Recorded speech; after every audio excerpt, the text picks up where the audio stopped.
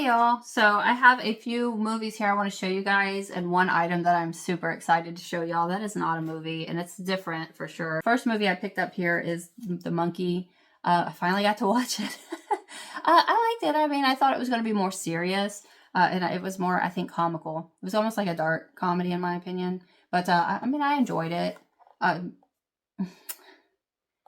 I don't know. I don't know. I feel like Stephen King anymore. His stuff is a little bit different. Maybe it's the way that everything is directed or something. I'm not 100% sure, but it just doesn't seem quite as serious as some of his stuff. So anyway, I did enjoy it though. Definitely, I feel like it's a major like up from what the hell was his movies. Like they started to really go downhill. I hate saying that, but I remember watching the remake, right, of Pet Sematary. That's my cat. If y'all see something, it is my cat. I'm not in here alone.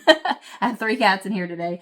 But anyway, so yeah, I had watched Pet Sematary in theater. I didn't hate the movie, but it wasn't really my favorite. Then the first chapter came out and it was okay, but I feel like it was even like more less than Pet Sematary was, maybe because it was longer, it felt that way. And then by the time like It Chapter 2 came out, I despised that fucking movie. It seemed like it just slapped us in the face, right? Because we grew up, I don't know, Pennywise was supposed to be a scary figure and all that, and for them to kind of just end him the way they did, chapped my ass. It really did.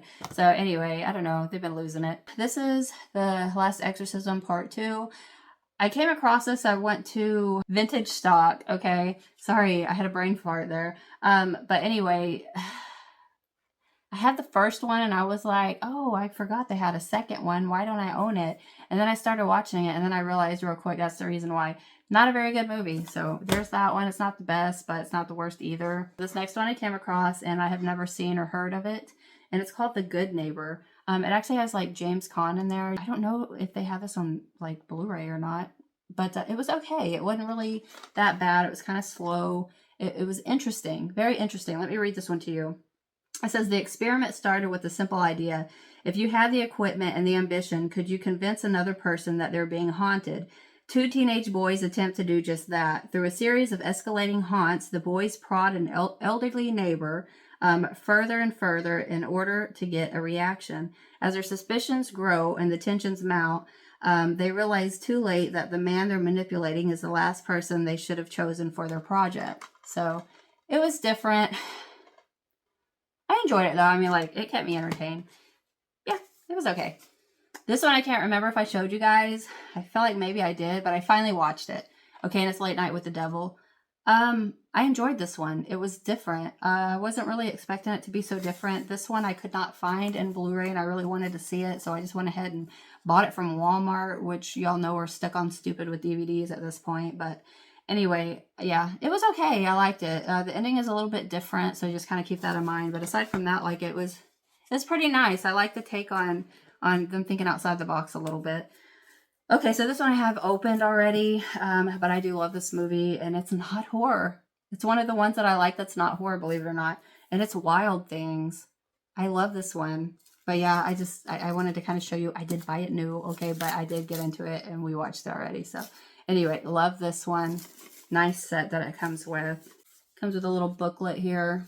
So there is that. And then I'm assuming maybe a poster. That's cool. Yes, it is a big poster. I don't want to open it though. We're just gonna keep it nice. Okay, next one is actually a movie. I feel like this one is extremely underrated for whatever reason. People really don't talk about this one that often. I fell in love with it when I first seen it, and this one's an upgrade for me. But it's As Above, So Below. Yeah, nice little slip cover it has there. I keep my receipt on the inside of it just in case something is wrong with it, but haven't watched it yet, of course. But great movie if you haven't seen this one. This is a good one. I like it. If you like The Descent, maybe you'd like this one as well. Kind of the same vibes. Another one. I feel like this one is an extremely underrated film too. And for whatever reason, we never hear about this one anymore. And it is What Lies Beneath.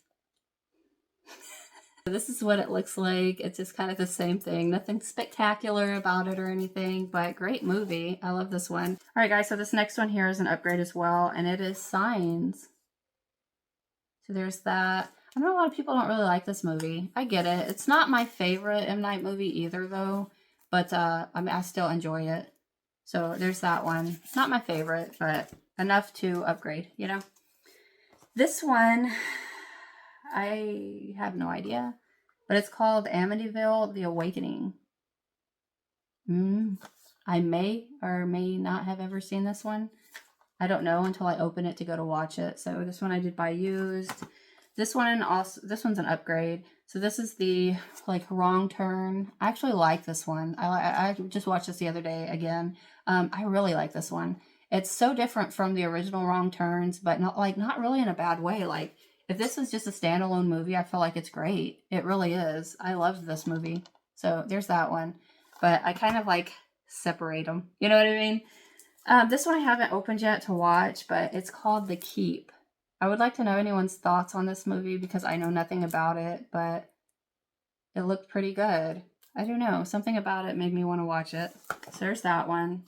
And then this one is called Below. So this one was actually pretty decent. Sorry, I bought like two. I guess I left the other one in the room. It's another like water movie though, but it was horrible. So if I find that one, I'll show it to you. This one was actually good. So I did watch this one. It's good. Unfortunately, I really don't remember much about it anymore. Not really horror, I guess, kind of. Not really. Is this horror? Like, I don't feel like it is. Maybe it is, maybe it's not. I don't know. I didn't get no horror vibes from it, but anyway, it was actually good though. I did watch it. It kept my attention, but I've slept since then and now I don't remember anything about it. So it's not good enough to stick, I guess. And then lastly, we have And Soon the Darkness is the upgrade for me. I love this movie. It's, again, I don't know. This one is more of, I guess, like a thriller type of thing. So I fell in love with this movie. And let me tell you what, later, it was years later that I found out that there were these two, like, missing women, girls that went, like, backpacking in Panama. If I'm not, is that where it was? I can't remember, but it was the Lisanne Froon and Chris Kramer's case. Anyway, so this was kind of like loosely based on that, and I didn't know, but I tell you what, when I found out about the case, I didn't tie the two together because it had been years apart from each other, you know what I mean? I had already forgotten about the movie, but as I went back later on and I rewatched this movie, I thought, wait a freaking minute, and sure enough, when I looked into it, it was supposed to have like some type of ties, like, you know, based on, or, you know, that kind of thing. Not really to a T, but it was similar, I guess. All right, so then the thing I wanted to show you guys is this Spirit Halloween 86 Nintendo video game. What? Nintendo, guys. It's an actual Nintendo cartridge. Spirit Halloween actually just like released this one. It sold out super fast. I was lucky to find one, but I want to show you guys what it is. I have put it in already and played it. This sucker, I forgot how hard our old games are. They're a lot harder, I feel like, than these newer games, but it looks so cool. Look at this guy. I thought about maybe like doing a run through on it and maybe uploading it, recording it. I'm not sure. I've never done like anything gaming on the channel before. Not sure if anybody would be interested in that or not, but here's a little sleeve and I thought that was awesome. So I do have my old systems aside from the original Nintendo. For whatever reason, I don't have that one. But years ago, I asked for my birthday one of those systems that play multiple games. So I do have a system that plays it. So yes, I do have it. Anyway, here's a little booklet. One thing about this is as I was playing it, this tells you about it, the characters and everything. Anyway, as I was playing this, it's a chapter game. So as you clear the different chapters, you get a code, almost like Rock and Roll Racing. Did y'all play that one on Super Nintendo? After you got a certain amount like in the game, it gives you a code and then you just type that back in and it starts you off right there. Anyway, that's how that is. I might leak those codes. I don't know. I'm debating because I don't have them all yet. Like I said, I only got to like 3 and then I quit. But anyway, I do still have those codes. So I don't know. I might drop them. We'll see. We'll see. Anyway, I hope you guys enjoyed this video. Let me know what you thought about some of these movies, especially The Keep. I've never seen that one. I'm interested in that one. But anyway, I'll see you guys next time. Bye, y'all.